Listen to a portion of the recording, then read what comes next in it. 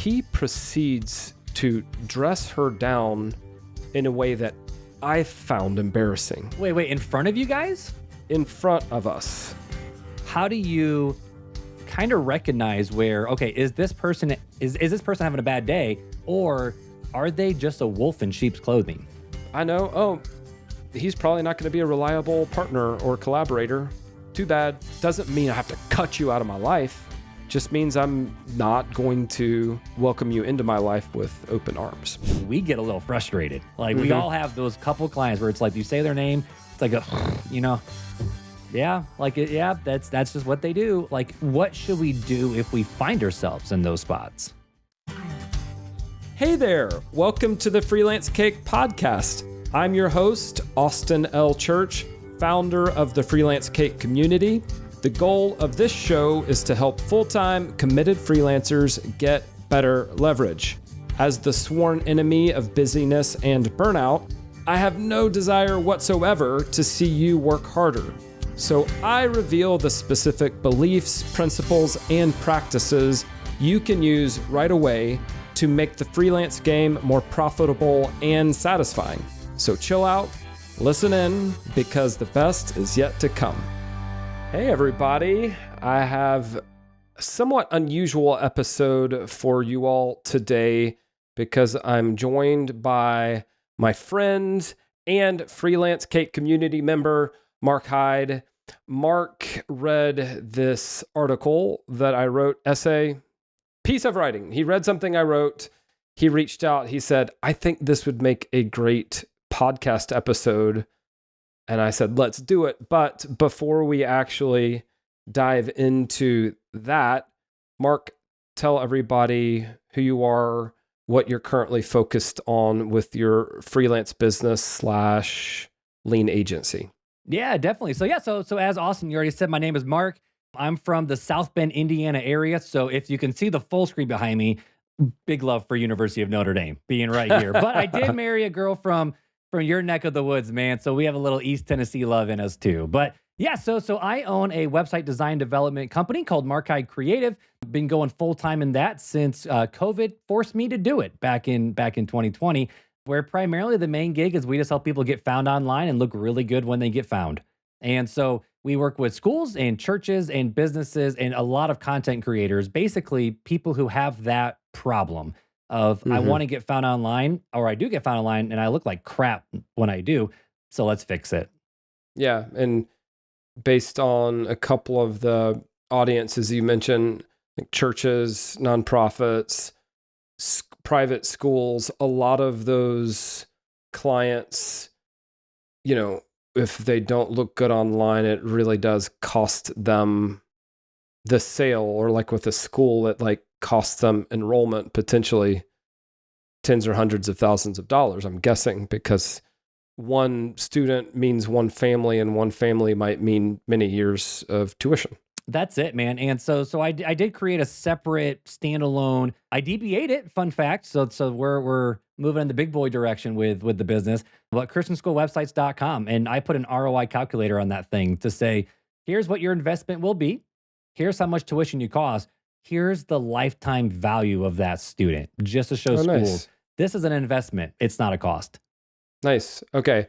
So remind me, we'll make sure that goes in the show notes. But the main reason we're here to talk today is about an idea that I find fascinating, one that has been very important. But let me pass the... Can you pass the steering wheel? I don't think you could. Pass the baton? I know Take you're not the steering wheel, Marc. Save me from my own blathering, please. Oh, gosh. But yeah, so here's kind of the idea and where we want to start. So if you have not read Austin's article, long idea number 3. So there's 2 other ones. Believe in people's actions.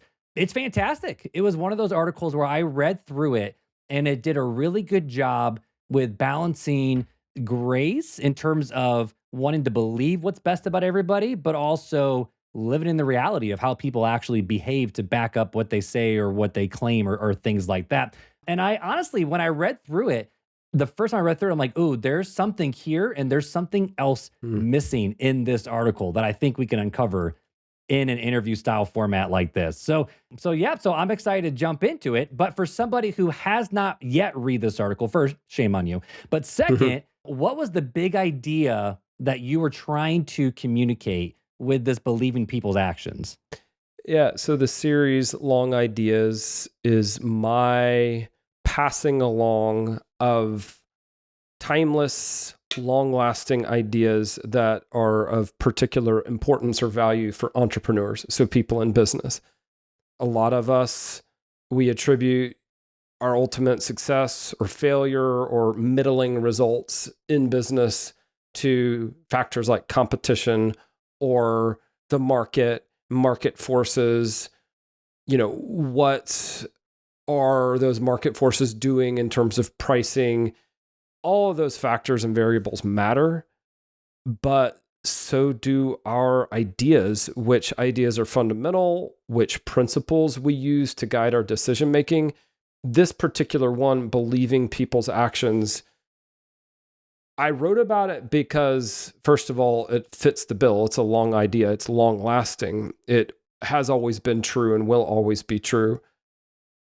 But the main reason, maybe the bigger reason that I chose to write about it at length was because I'm a naturally trusting person, and because I want to believe the best in people and about people, I had this self-inflicted blindness. And so the idea is that even if you prefer to give people the benefit of the doubt, assume positive intent, you need to believe people's actions, especially when their actions contradict their words. So we've all met people who are those smooth talking types.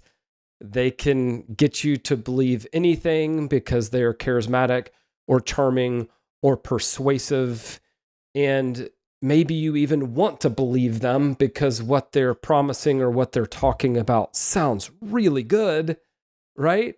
And some of those people can actually deliver. So the point is not to go around being skeptical of everyone and what any charismatic person has to say. No, the point is when a person's actions contradict their words, believe their actions, believe what they do. And I'll give you a very small example. That's what I was going to ask for. I'm like, what's an example of this? Yeah. So back during my startup days, 2013 to 2017, we were courting this investor. We wanted this person to give us capital, meaning stroke a check, give us money that we could use to grow the company.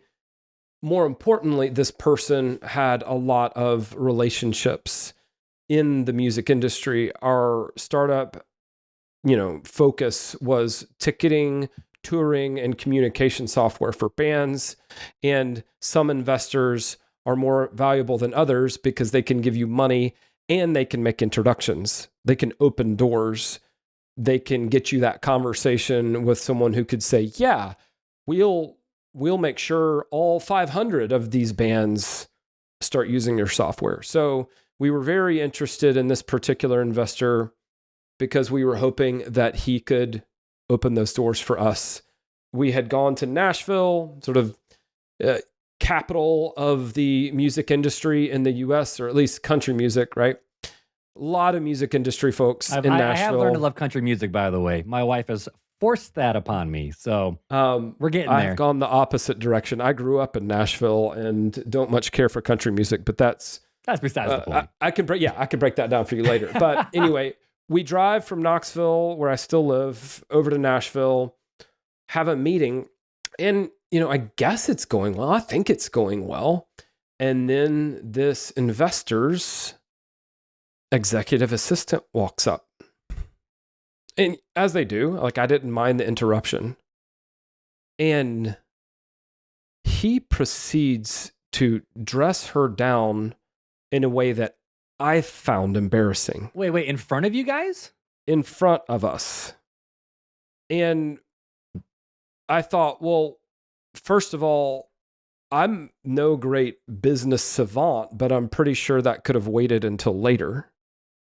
Second of all, there are ways to correct another person without humiliating the other person.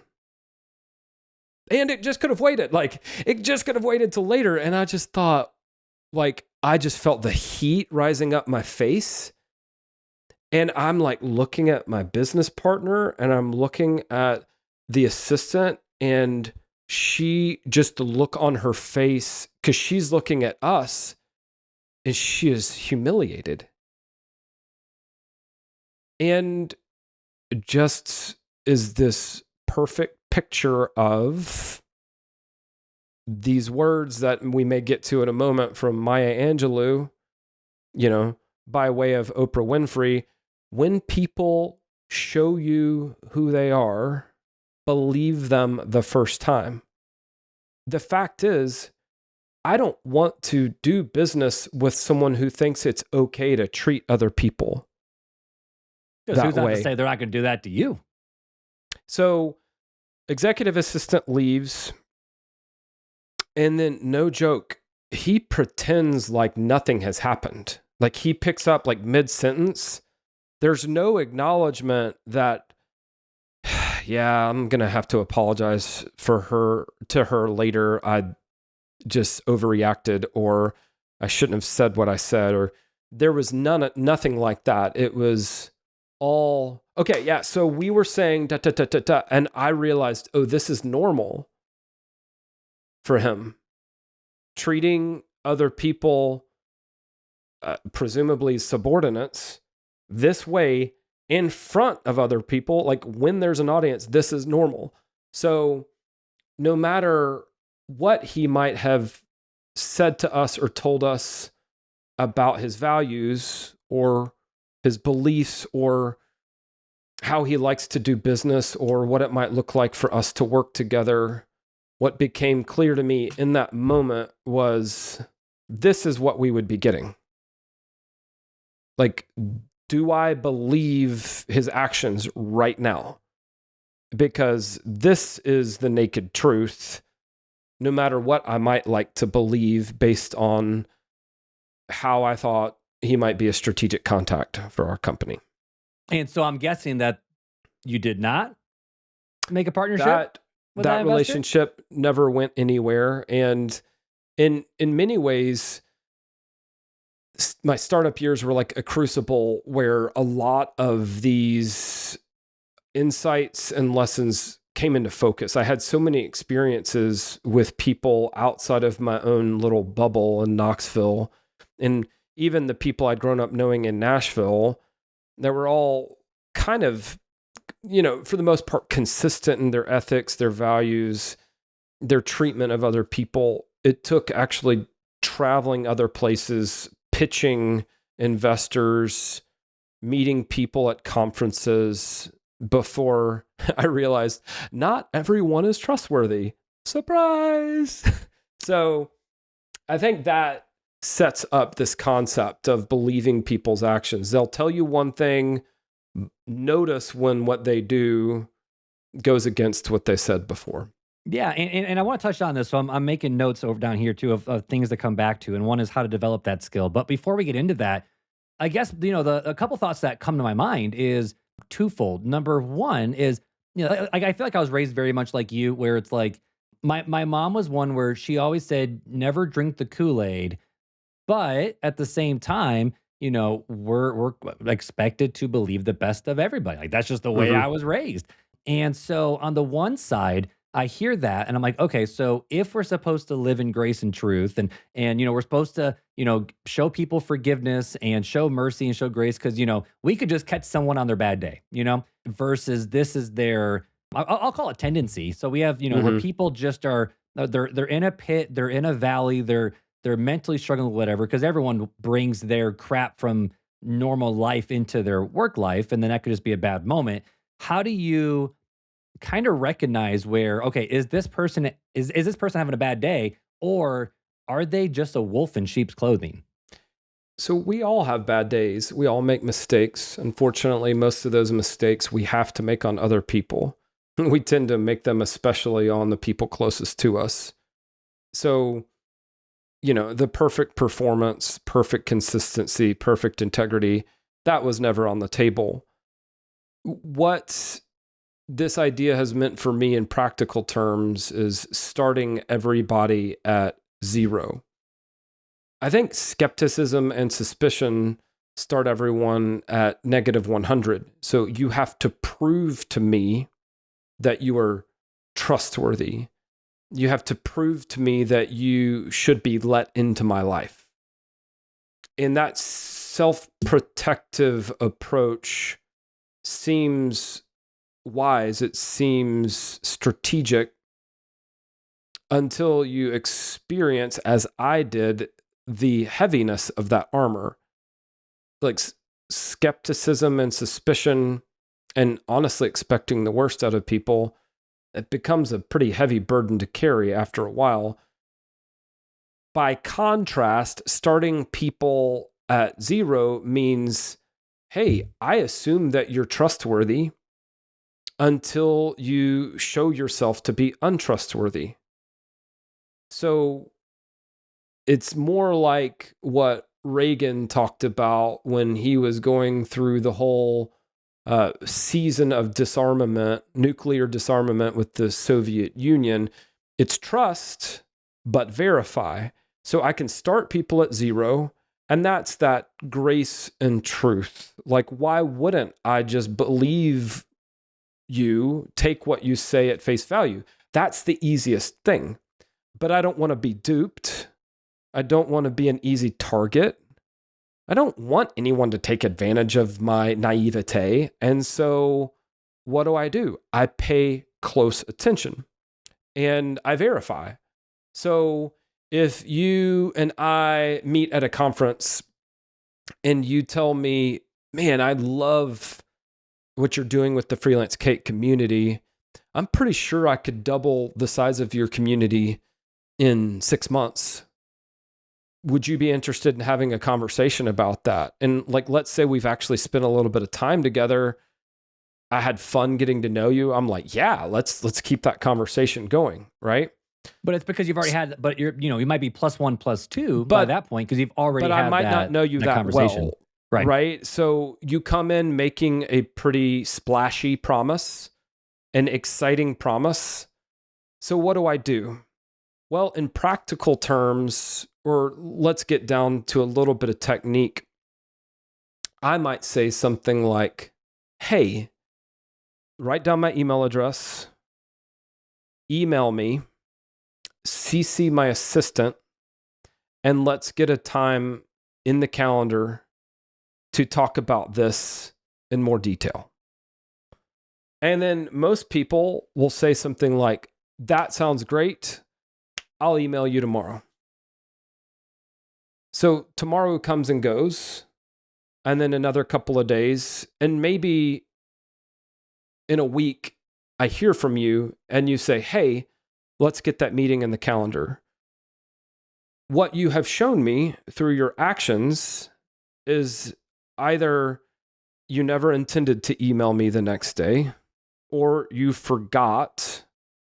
In either case, you are scoring, let's say, a C minus in terms of unreliability. I trusted you. Why wouldn't I trust you? You've given me no reason to distrust you. But when I look at next steps and these sort of small bids in terms of additional trust, like, again, I'm letting you into my calendar. I'm agreeing to deepen a relationship with you, but I'm not gonna like form any kind of compensation agreement with you. Let's take the very next step. How did you handle the very next step? Did you actually do what you said you were going to do? And so I have found that if you pay close attention, if you trust but verify, there are so many tells, like in poker terms. People send all these signals. Hey, I'm disorganized. Or, hey, I'm forgetful. And none of these are like mortal sins, right? Like all of this stuff is forgivable. But it just sort of chips away at my belief that this person is actually of the caliber that they can help me double the size of my community. Because if they don't have a system in place for like scheduling a follow-up call, then is it probable that they'll have a system in place for delivering on this big splashy promise that they made? And again, I'd love for them to. So like, I really like this believing people's actions idea because it lets me be sort of as innocent as a dove. It lets me be a person who defaults to trusting others. But then all I have to do is pay attention. So I don't have to like protect myself from the very first moment. I just pay attention and I'm like, okay, I led with trust. Now I'm verifying, how deserving of trust is this person? And then from there, I may find myself expanding access to my resources, to my relationships, to my knowledge, to my expertise, to my generosity, or I may find myself limiting access because, and again, that access will just grow or shrink in proportion with this person's sort of enacted or established trustworthiness. And it's not complicated, right? Like if you keep your word again and again and again, okay, great. Then our relationship deepens and we look for more ways to collaborate. If you only do what you say 50% of the time, I know, he's probably not going to be a reliable partner or collaborator. Too bad. Doesn't mean I have to cut you out of my life. Just means I'm not going to welcome you into my life with open arms. And I like how you said that with access to you. You know, like you're not cutting them out, you're not leaving them out in the cold, but you're not going to be part of the inner sanctum of Austin Church's life. And you know, to bring this into the freelancer world a little bit, because you know we're all advanced freelancers here, or hopeful advanced freelancers. You know, I think we can all share a story of, you know, when something looked really good, it felt good, and then crap hit the fan and it just exploded. And I'm thinking of a couple clients of my own where, you know, as I'm listening to you talk, I'm like, you know what? They've looked like a duck. They've quacked like a duck. They walk like a duck. They're probably a duck. And it's a duck. And at some point, now, of course, there's also like, yes, you know, if it sounds like a horse, neighs like a horse, it could still be a zebra. But, you know, 9 times out of 10 or 99 times out of 100, it's going to be the fact of if this person has a tendency toward doing this, they're just going to keep doing it. So my head they goes, show you those signs and signals, those warning signs and red flags are evident from the beginning. And sorry to interrupt, but no, you're good. How many times have you gotten into that unfortunate situation with a client or someone else and realized I saw this coming? Mm-hmm. And so the question becomes, why did we go against our better judgment?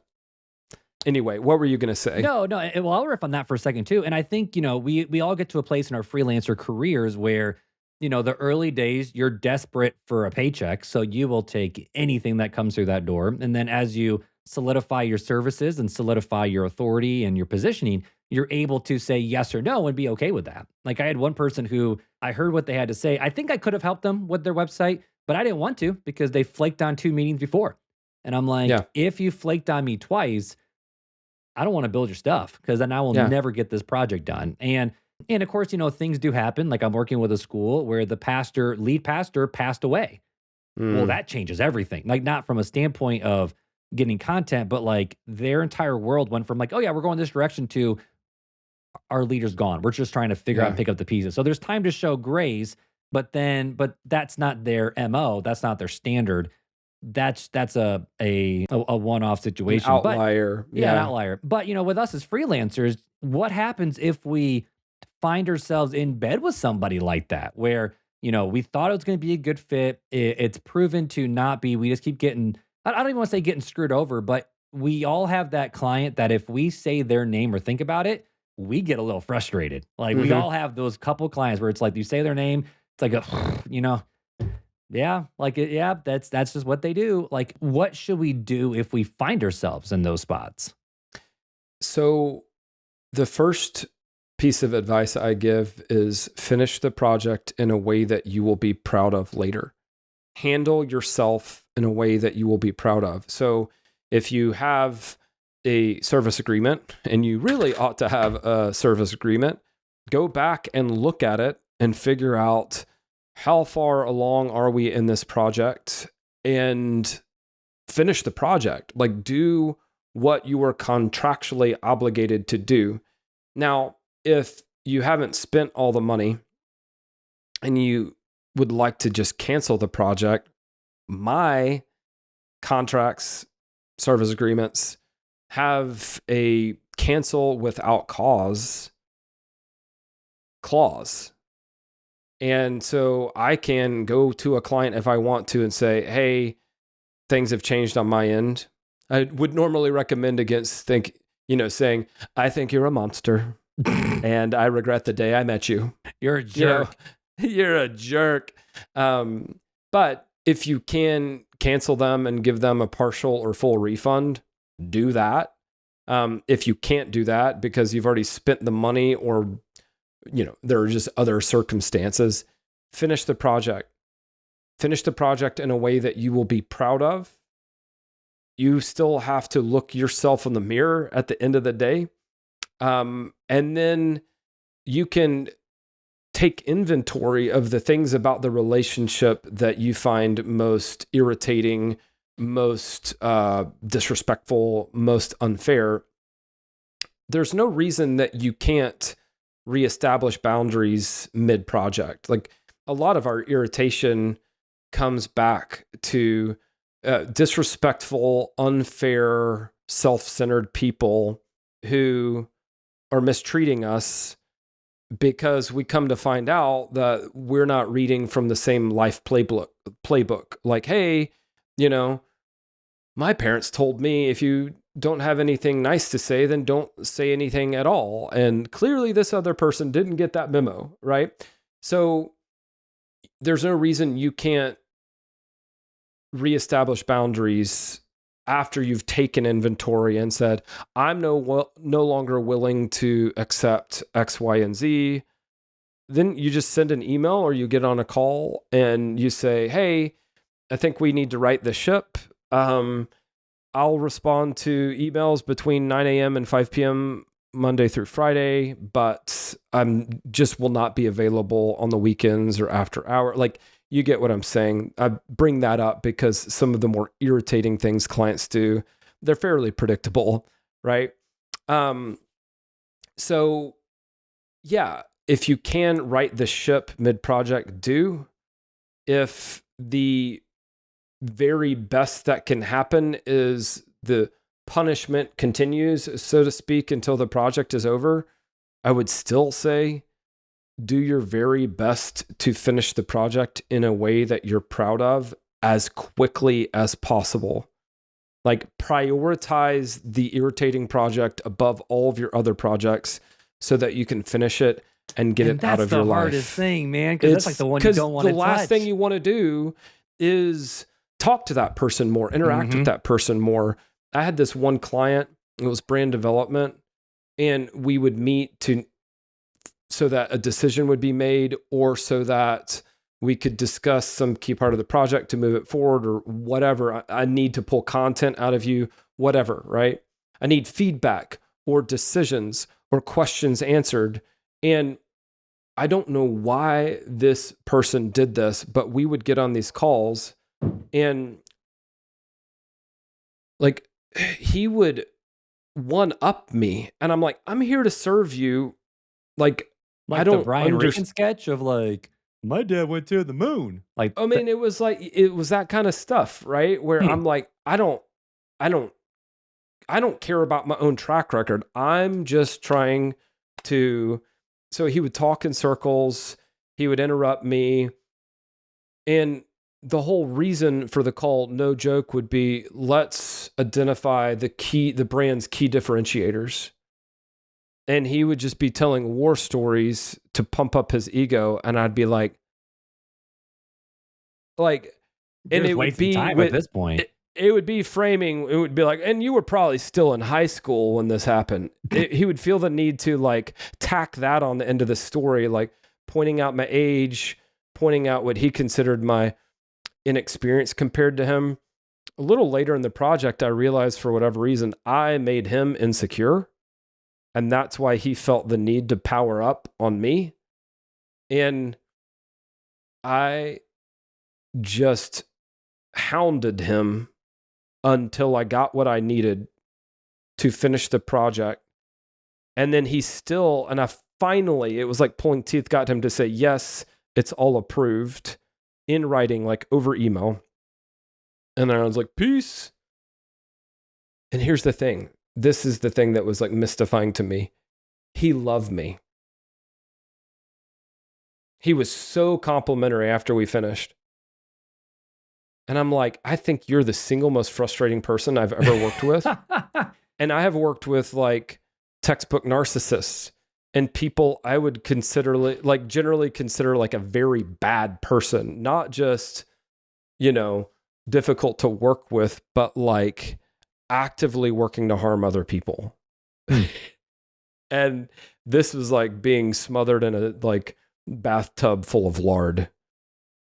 Like, well, there's that's what it was. Picture for you. Yeah, you're welcome. But anyway, so we have those situations, and you have to get out of it with your integrity intact, staying in integrity with yourself. And as much as you just want to burn it down and unload every brilliant barb you have in your mind, I would say that's not wise. Just finish the project and then kick the dust off your heels and move on to the next one and take the qualitative gain in terms of you enjoy your life more when that client project is over. Yeah. And so I'm assuming then, based off of these experiences, you've set different boundaries in place in your life and how different things work. Like, shoot, even with the mortgage company we worked with for buying this house, anytime you sent them an email after 5, instant notification of, we will respond back during normal business hours. So like, that's kind of cool. I might need to do that for myself.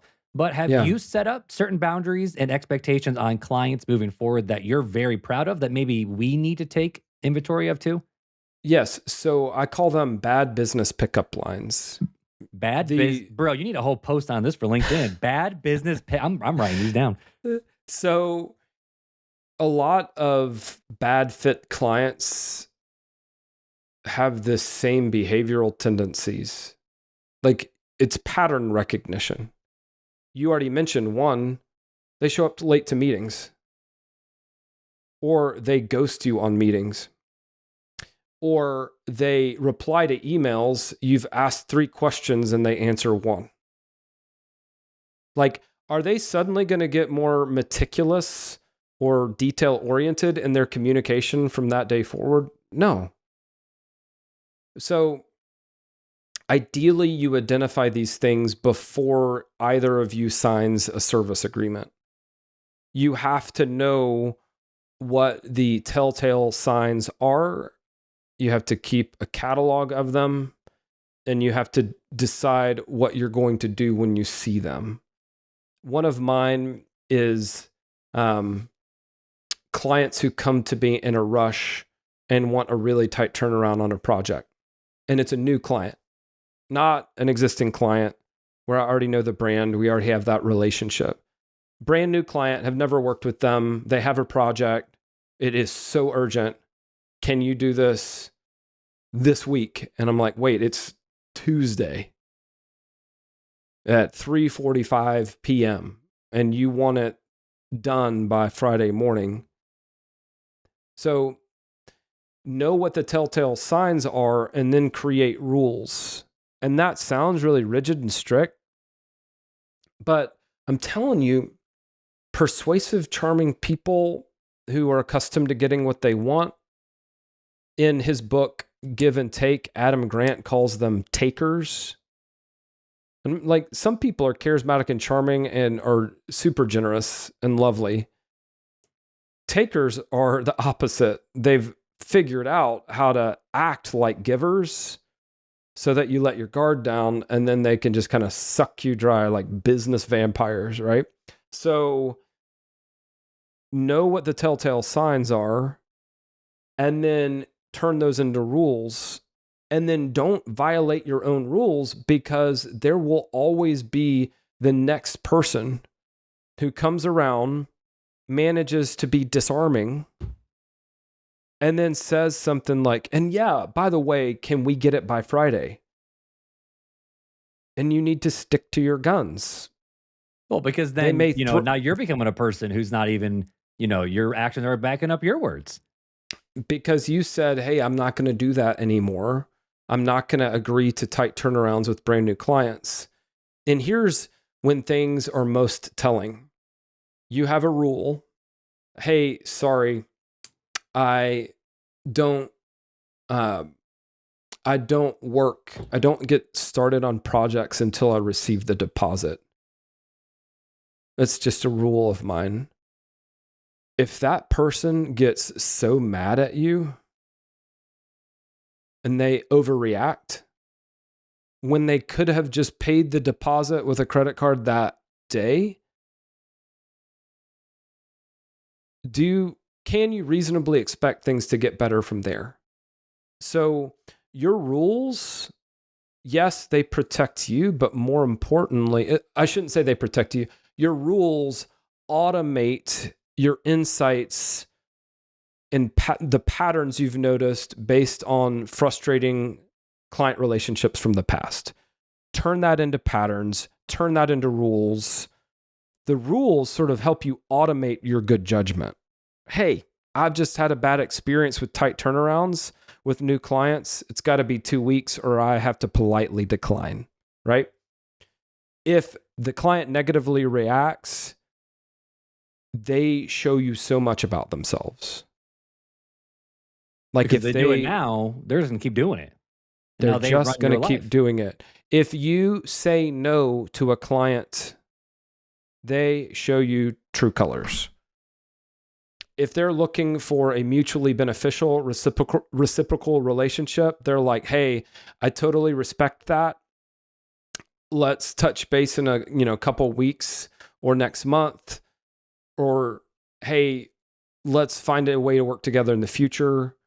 And they might even say, is there anyone you know of who's willing to take like a last minute project? And then you're like, well, try Upwork, whatever, right? Go to Fiverr. You'll be all right with Fiverr. So it's the rules you put into place that help you automate your own good judgment and then help you just it's sort of like infrared. It's like, it gives you this X-ray vision.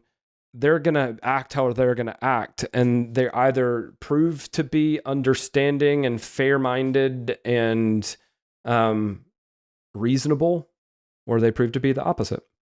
And it kind of reminds me of this whole idea of whenever you get the dating advice or marriage advice where it's like, you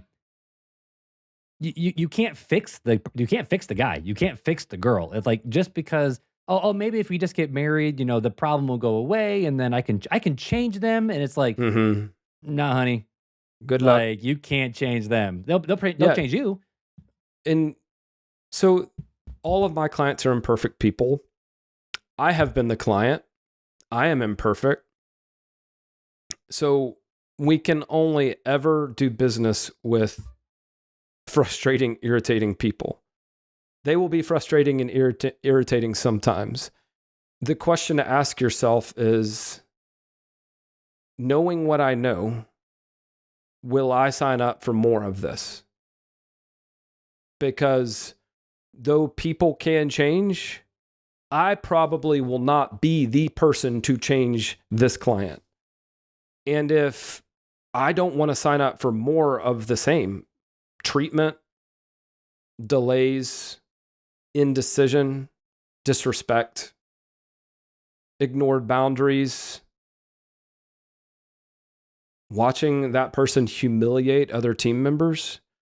My first job out of grad school, I watched one member of our team bring another member of our team to tears twice in 1 week.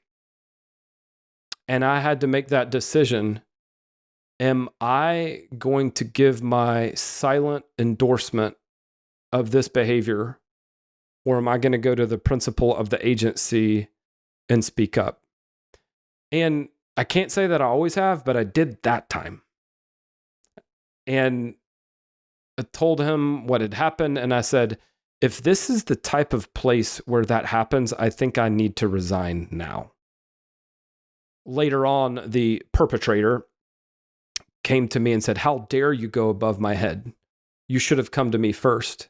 And it's not always that I think of the right thing to say in the moment. But I was like, you never listen to a word I say. Why would this time have been any different? You don't respect me. You don't listen to me. I didn't go above you. I went to someone who would listen, who had the power to change the situation. And so, yeah, And if you people don't mind me show you who they are. What came of that? Not much. Not much. So again, and I wasn't at that agency too much longer. I got laid off along with half of the team pretty soon after.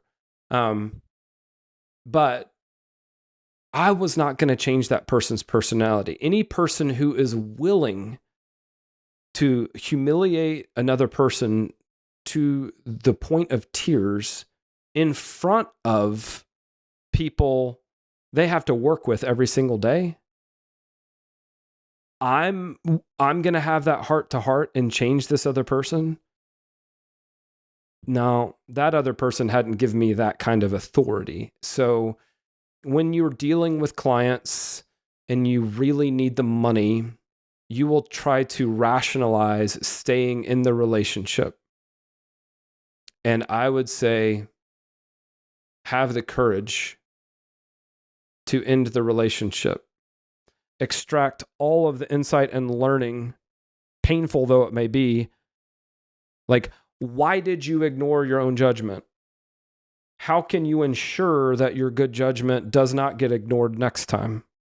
How can every client dumpster fire make the next one less and less likely because you've automated your good judgment through rules and that sort of thing? And sadly, if you keep letting, I'll call it behavior. If you keep letting that behavior go on, if you keep letting clients treat you that way, you're going to end up very jaded, and people aren't going to like you very much. Like that's the only thing I keep thinking about is eventually you're going to absorb all of that, and then you'll turn into the person you hate the most. That is so true. Untrusting people actually come off as untrustworthy.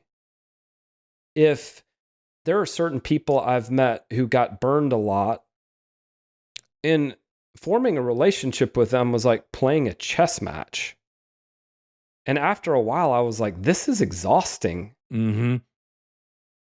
Like, when have I ever not done what I said I was going to do? Because that's the thing is sometimes no matter how much evidence you give people that you're trustworthy, they're still not going to let you in. And I'm like, I'm not signing up to contort myself to prove that I'm worthy of a relationship with you. I've got other friends, or I've got other opportunities. So that, I think, is the true value of this idea of believing people's actions. Even if you've been burned, you've got the scar tissue. A better way to live and a better way to do business is to, as Peter Kaufman says, go positive and go first and be constant in doing it. Assume positive intent, assume it first. But then I would also add to that, verify. And then expand or contract access as needed based on how trustworthy people prove themselves to be.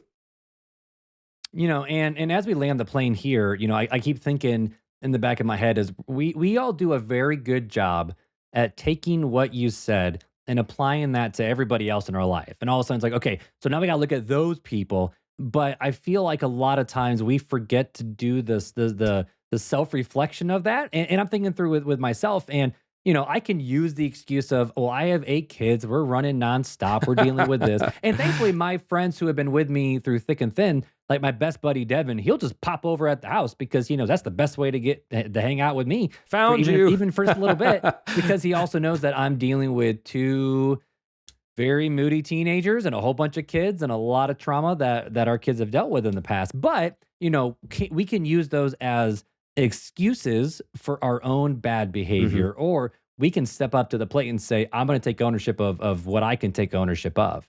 And so as we're listening to this with freelancers, what would be a piece of advice you would give to us to make sure that we don't become the person where other people look at and be like, yeah, that's Mark. He's going to end up accidentally disappearing on you. Yeah, I would say be reliable. Like, as basic as it sounds, when you are talking with a friend over coffee and they say, hey, will you send me that podcast episode that you mentioned? Yeah, and you're like, yeah, of course. Do it. When a client, receives some sort of promise or commitment from you, yeah, I'll have you something to look at by Friday. If you say Friday morning, send it Friday morning. If Wednesday, there's no way you're going to send it Friday morning, come clean, admit that, reach out to the client and say, hey, I did not plan appropriately. If it's all the same to you, I would like to send this to you Monday morning. If that doesn't work for you, then I'm committed to even working on Saturday morning to make sure that you get this sooner rather than later. I apologize. I miscalculated. So don't come up with excuses. Keep your word. Be reliable. At the end of the day, people work with people who are easy to work with. Yes, you can be prickly and difficult, and if you're like super talented, some people will be willing to work with you. So your work is truly excellent. They'll put up with your personality flaws, right? And even your character flaws. Or if your work is really cheap, they'll put up with your being unreliable because they got a great deal. They just know they have to stay on top of you. There's that extra delta, of project management and personality management. Fine, I'm getting a killer deal. I'll keep calling you until you finish the job, right? But if you want to charge premium prices, and premium prices are necessary to grow a great freelance business and make it truly sustainable, it's really hard to charge premium prices for years and be hard to pin down and miss deadlines and not keep your commitments.